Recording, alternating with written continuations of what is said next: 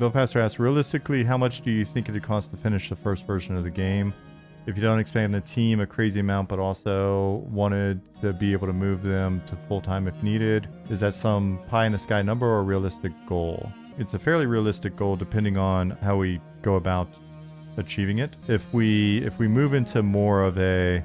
And all of this is once the proof of concept's at a point where we feel comfortable either approaching investors or the community or whomever for cash. Once we're at the point that we're talking cash, we're either going to find ourselves in a situation where we're working with individual or group that allows us to basically just sort of go all in and bring everybody on board that wants to be on board. I mean, some of the folks that are working on this are spending a fair amount of time doing this, but they also have got jobs that they wouldn't necessarily want to leave. You know, they're a senior person at a bigger company or whatever, which we do have. Or, so we're either going to be in a situation where we go more all in, or probably more likely we hit a point where we're comfortable taking money from the community in exchange for the ability to play a subset of the game or something of that nature. Then we'd basically do a sort of phased rollout of bringing people on board based off of how that's looking in terms of cash coming in.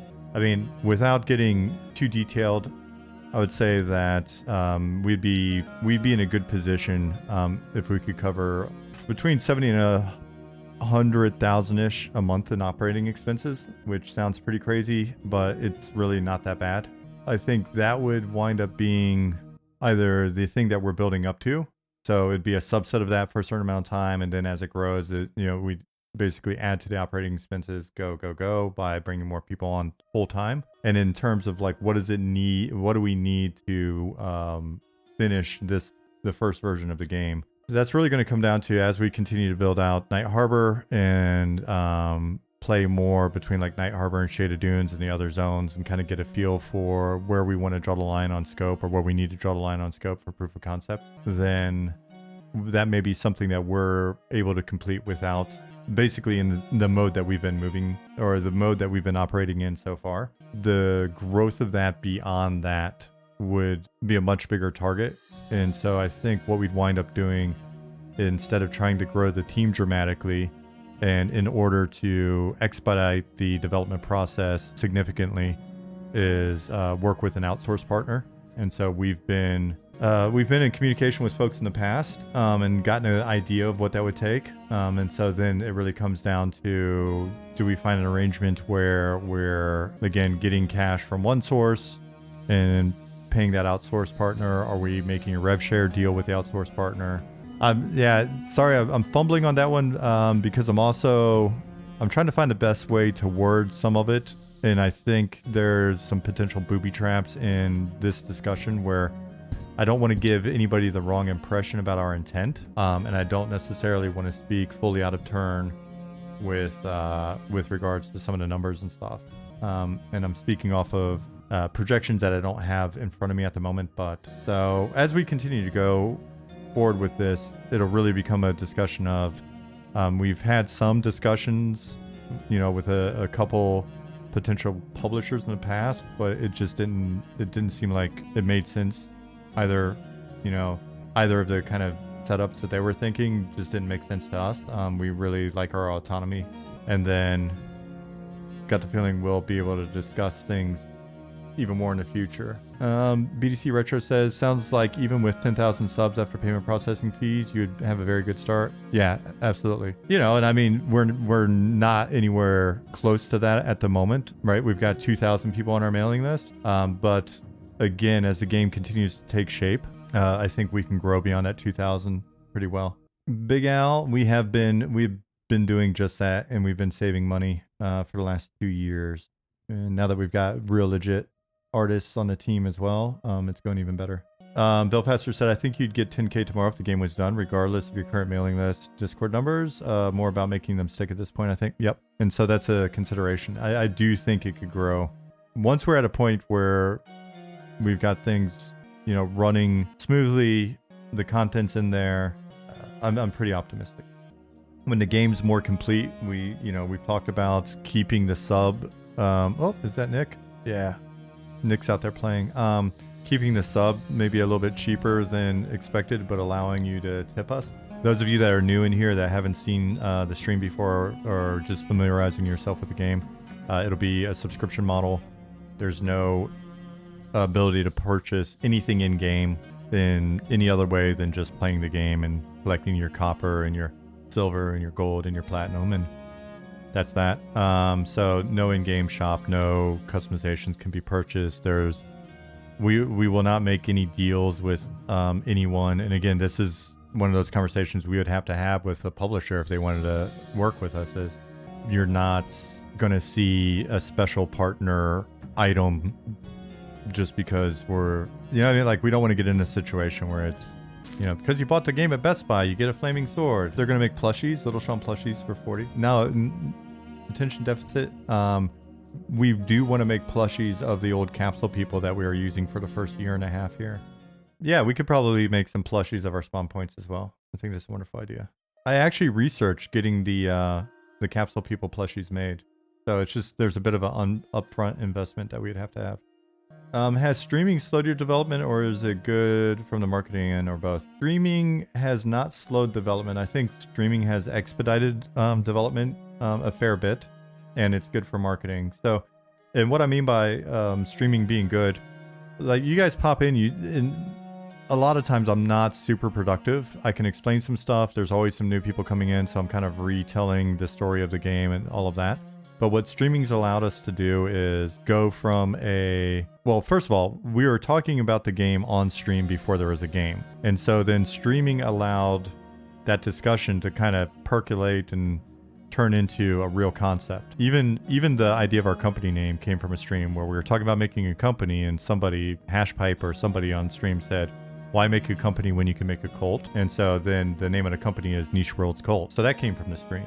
The idea of what game we wanted to make came from the stream. I met Nick through the stream.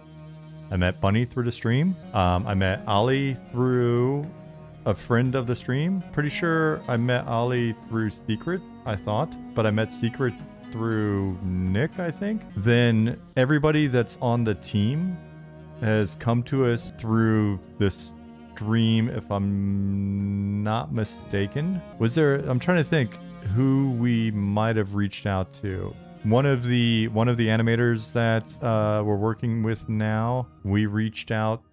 Goblin reached out to her, but Roberts, I thought, approached me through the stream. Goblin came through Discord, and I can't remember if Goblin had seen the stream or was watching the stream, or someone just recommended he come over to our project. Pattis, Zukin, I thought both came from the stream via in like the job postings. Yeah, and by stream I also mean like the YouTube videos that we post of the VODs and all that stuff. Yeah, pretty much everybody. Goblin reached out through Discord after asking him around the Pantheon Discord. Okay, so fair enough. But if we hadn't been streaming, then the recommendation probably wouldn't have come there. So while like I'll stream for 3 hours today, I'm at the 1 hour and 32 minute point in the stream. Attention deficit. While I'm not super productive on stream, I think it's really helpful sometimes. The discussions that we have will make me think about something I hadn't thought about before. In the early days of the stream actually helped me learn how to use Blender to make that zone over there, right? So that whole like zone was basically me learning Blender with the stream, giving me detailed instructions. Kimmery said it's a good way to make a game for your community, which we appreciate. The more that we do this process, the more I can't, like, I wouldn't want to work any other way. We'll see how it goes, though. If you guys wind up being, you know, if the honeymoon wears off and you wind up being jerks later, then maybe that'll change my mind. But so far, you've been fantastic. Is our public Trello board the same as the internal one? No. We've got some internal Trello stuff going on as well that's separate.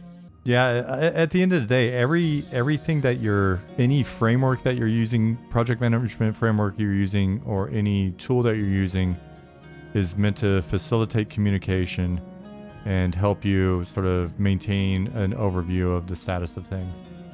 Okay, Vagrant Frontier said, maybe a very, very silly question, but is it hard to avoid generating noise having all these different areas of information? You mean like the different, like the overall vectors, like Trello versus this versus that? I'd have to say that for the most part, people are only using what they feel comfortable with or feels beneficial. And that's mainly, I think, to help them track things. And then if we really need to sync on the status of things, we just communicate in real time a ton. Yeah, so at the end of the day, it's communication. To use a really kind of cheesy example, but I swear after 20 years of being on different teams and seeing different tool sets, different project management methodologies, everything ranging from spreadsheets that happens a lot through, sophisticated, more modern software, which there's a ton of project management software out there. I've tried all sorts of stuff, like, AHA.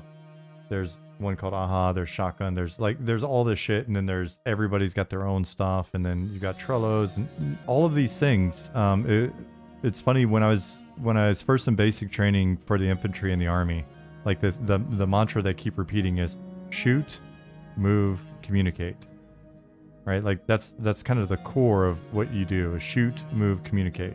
Right? So, and the way I've sort of translated that over time is have a proficiency and be able to and willing to take action with your proficiency. Move is essentially adjust, take action, adjust, right? Be able to either take it forward, pivot, etc. Communicate. And those things that's what you've got to actively do. And and it's constant, and it's with everyone. And so the thing that I think I've seen the most is companies, especially when they scale, they're looking for some silver bullet solution or some layer to put in to help manage communication first and foremost. So often it's a crutch. And when we look into, oh, cool, well, we've established, this new framework, and we've got stand-ups, and we've got all of this other stuff. Sometimes those things give you what you need to basically make up for issues with communication, but other times they kind of serve as a bit of a band-aid that's not addressing the core problem, which is when people are working in team environments, they've got to be capable of, communicating with their team and being, I think, mature enough and proficient enough in their role to know when they should be communicating and be willing to be both proactive and thorough in their communication. Learn, okay, maybe I'm communicating too much. All right, so I need to rein this in, or maybe I'm communicating the wrong information. And then leadership should really be working with those individuals to help them improve on their communication, but in a way where the leadership isn't required to facilitate communication. The framework isn't required to facilitate communication. At the end of the day, it's going back to like those 5 people in a garage making a game, or 3 people in a garage, or in a room somewhere making a game. You see like so much efficiency, effectiveness, power that comes from those smaller groups, just because they have to communicate if they're a functional group. And then as things scale, it's like, all right, so but how do we scale that? And I think sometimes as we're thinking about scaling, we immediately start thinking about these frameworks and structures, instead of thinking about the fact that there's a obligation within the individuals in a team to ensure that no matter what's going on, they're communicating effectively. And then there's lots of excuses why that can't work sometimes. People are introverts, or these people over here, they're super smart, so they don't talk to other people, or so-and-so is an asshole, and so, but he's a really, really smart and important asshole, so we got to put up with that shit. And like all of those things that it's not good. We should be working to just get people to communicate better. Yeah, there was a good GDC talk I went to years and years and years ago by Jeremy Gaffney. But the name of the talk was something like, "Don't be afraid to fire the irreplaceable asshole." It just went into like a lot of these topics as well. But it's one of those things that we see at companies all the time, where it's like, that's so-and-so, keeper of the knowledge. They're irreplaceable. So we have to put up with the disruption that's occurring because of this individual's like interactions with people or their unwillingness to communicate or blah blah blah blah blah, like bullshit, just fire them. The team will benefit so much for it, and you know, that's one of those things. As a leader, I can tell you that I haven't been perfect on this front and will not be perfect on this front, I'm sure. But it's one of those things that happens in team environments where, you know, there'll be certain people either they're not pulling their weight or they're disruptive or whatever, and the team sees that. But the team also sees if leadership, and ideally you've got a team that just kind of does it on their own as well, where they're like, hey, we need to get rid of this disruption, or the leader's like, all right, I'm going to basically take the risk of getting rid of this person, even though they are kind of irreplaceable or whatever, in air quotes. And more often than not, the team will look at that, especially if they are like the ones feeling the disruption. They'll look at it and go, oh, you mean we need to step up a little bit more to basically make up for not having this person for a while? Fuck it, we'll do it. Because it's making their lives better. And a lot of times a team will look at it and appreciate the fact that the leader was willing to, you know, do that hard thing and take on that risk in order to make the atmosphere a better one for the team to operate within. I was talking about this last night, actually, in relation to a completely different industry and everything else. But, you know, it's like, let's just say it's like we're in the carrying shit on our shoulders, you know, industry. And I do think that while it may be one of those things where the team's like, we got all this stuff that we need to carry, there's only X number of us. If we get rid of like this other person, that's more stuff that we have to carry. But you know what?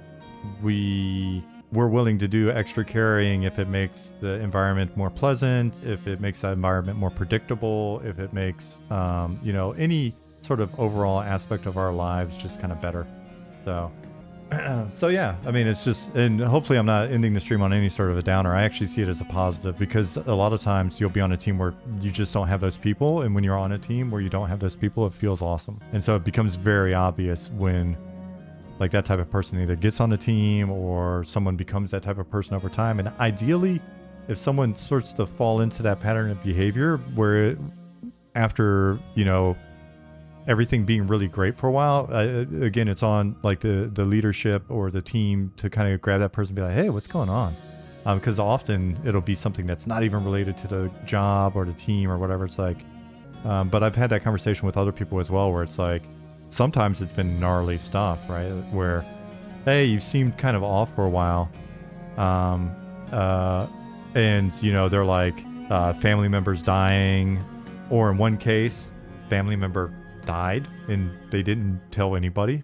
They were just kind of like continuing to sort of do their, you know, job and blah, blah, blah, which again, you kind of want to set up an environment where people feel comfortable coming to you with that type of stuff proactively. But it, you know, so the hardest part of game development is the fact that it requires people to make games. One of the coolest things about game development is the people that make games.